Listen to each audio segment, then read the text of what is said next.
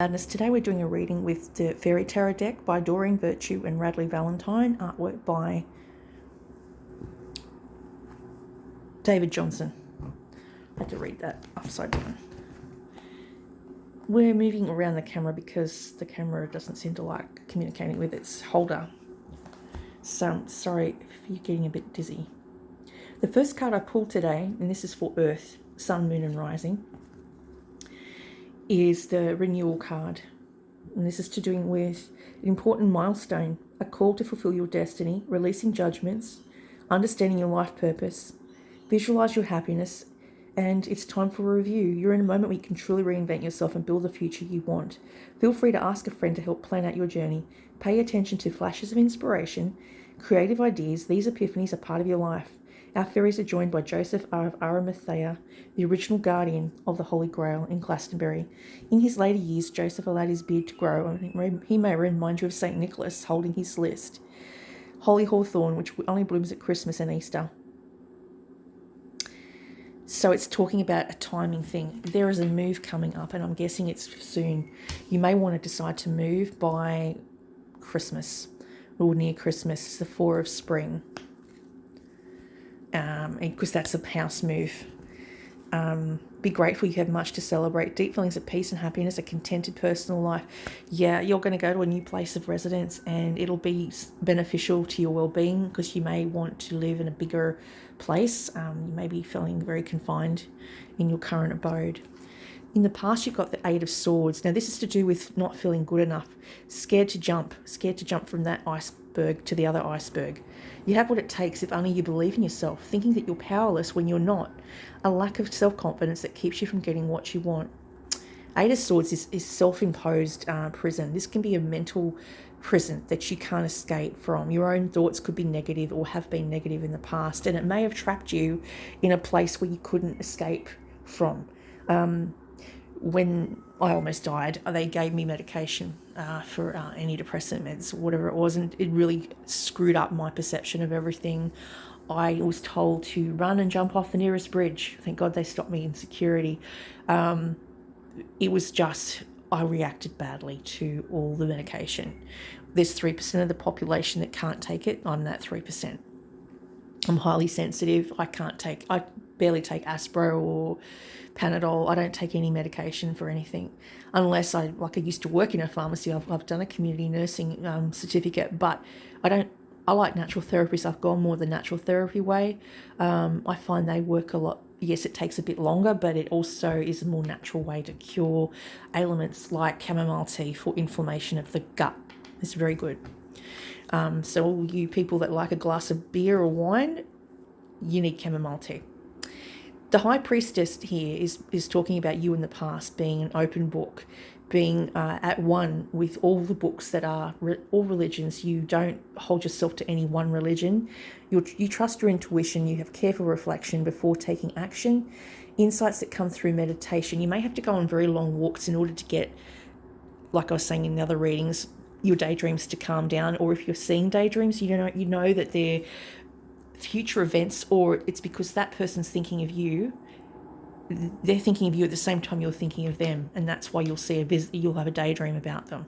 If you're missing someone, I know they say people that have had their husbands pass over and they're grieving widows tend to think they're seeing them through the daytime, but they've died. It's because they miss them so much.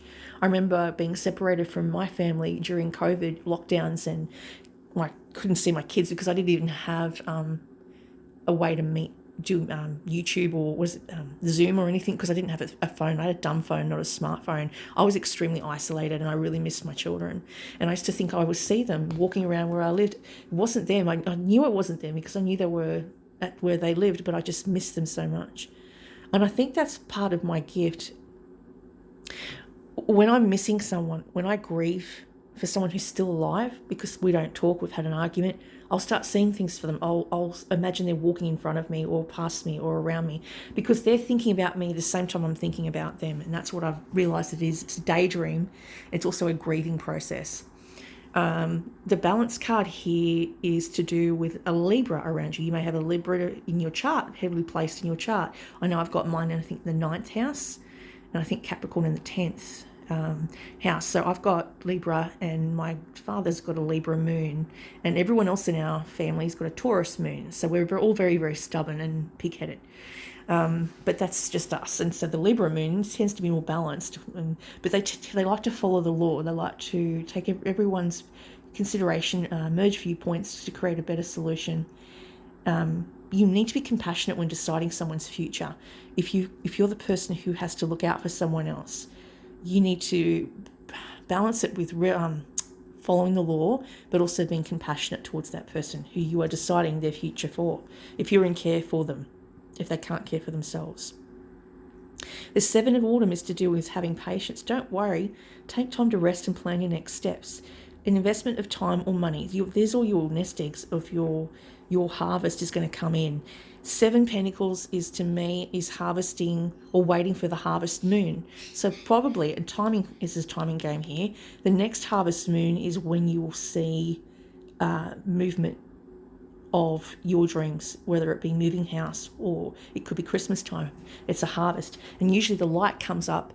They used to plant the crops according to the daylight, and the harvesting would be usually after autumn. There would be spring. You'd plant the crops, and then you'd have your flowers bloom. So things are going to grow really quickly and steadily. You may be trying to grow money. You're trying to save assets. The 4 of autumn is to do with managing your resources wisely. You're being careful how you spend and save money, and you like to help out those who are less fortunate, even if it's a family member. You have a lot of luck around you right now. You've got the wheel. The wheel of fortune to me is like 1 calendar year, you're going to be in a different place altogether. And all that hair is also lucky. And the wheel represents one wheel, one cycle of this calendar. So next September, you'll be living in a different home, possibly with a new partner. Yeah, a new partner is coming, and they could be air sign. Then you've got here, you might be getting a new car too. It also can represent having to get a new car. You also got, or you may have car issues right now. Get a checkup on it. 8 of spring. This is to do with stress that comes from having many things happening all at once. Successful multitasking, sudden events or changes. You're multitasking. You're juggling all these things at once, but you're enjoying it. You may be decorating your home. You may be doing a fitness regime. You may be planning a birthday party or a Christmas party. You might have lots of things going on. You may be doing volunteer work. The 6 of winter is to do with visiting someone in a foreign land, and it might be where you're in an icy country, or you're in an icy country, and you're going to a hot part of the country where you might be at different ends of the globe. They may be in the northern hemisphere and you're in the southern hemisphere where it's warmer. They may want to come to visit you, but you may decide to visit there first. This might be a dream you have of visiting a country that's colder in climate, and you go over there and it's a positive relief, a welcome relief from troubled times. You may decide to relocate to a different state or country. Then you have here the Grail Fairy, and it's 25. This is a cycle, a renewal of cycles.